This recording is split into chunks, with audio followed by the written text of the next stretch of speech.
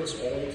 I was asked to be here by Powhatan, who was outgoing from the County Center and Culture Caucus. She also happens to be my mother, and I was asked to deliver a land acknowledgement. And in my way of doing that, I would like to acknowledge the first peoples of these shared homelands, that is modern and historic Washington, D.C. Our people, Pamunkey, refer to this region as and specifically the other people who called these homelands home were not just Pamunkey, but also Caucus. There were also Piscataway people. There were also Notchkashtanks, who are also known as the Anacostans.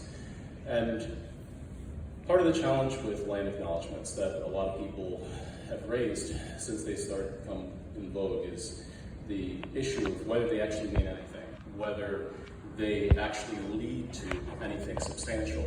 And I agree with that. I agree with that they're a starting point, dialogue, honest discourse about First Peoples and what happens on our homelands as to first contact, treaties, conflict, erasure, genocide or genocides, and survival and resilience thereon.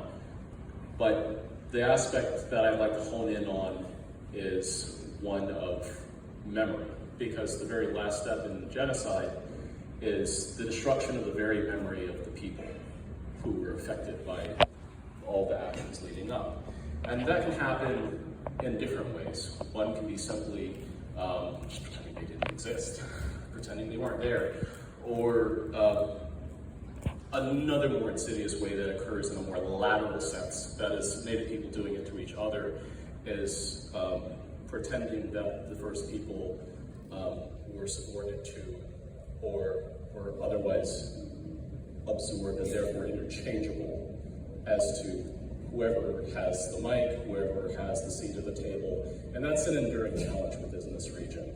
So I just did want to share with everyone a Pamunkey perspective as part of the Powhatan Crown Mountain Chiefdom, a leading nation within that intertribal collective identity, political unit, with treaties, with colonial powers, that we've actually been removed from what we call Washington, D.C. in about 5 ways. First of all, Washington, D.C. was established within the boundary stones, historic Washington, D.C., within the boundary stones that also included the land across that river right there, which we also called homelands. And the first removal was one of civil colonial violence. And it was very much a thing which we couldn't call our home a safe place to stay anymore. So we ended up compressing. And that leads us into the second way in which we removed, that is through the ceding of land from Washington, D.C. So what ended up happening was we were people of historic Washington, D.C., and with our portion of Washington, D.C. being sent to Virginia, we're no longer people of Washington, D.C. in that sense. The third way in which it happened was through institutions. For a number of years, we had tribal politics manifesting, partisan zero-sum tribal politics manifesting through institutions like Museum of the American Indian and actors therein. And there's a new day, there's openings as far as being more honest about everybody who is here, not just one tribe, not just two tribes, but multiple people who call these lands home, shared homelands, learning how to share again. That's the third way in which it happens. A fourth way is through online information such as native land maps. It's very reductive. They have a disclaimer on the front. They say, you can't just go off of what you see here. People click right past that. They don't necessarily go through to the treaties or to the communities. And what ends up happening is this zero sum, again, winners and losers as to presence on land. Whose homeland is it? Do they share? Is there overlap? Sometimes there is. To our eyes, when we see these maps online, like we see the larger unit, being of the Powhatan paramount chiefdom. We don't see Acknowledgement. We don't see Caucus. We don't see any of our capitals. We don't see our capital city. We see us cut into little pieces. And it's as if you're looking at a map of the United States with a bunch, without the larger United States as a unit, without every state in the Union, but just little bits and pieces chopped up and presented as a complete, and where people walk away with it as a complete and accurate picture. So I ask you to dig deeper, and the final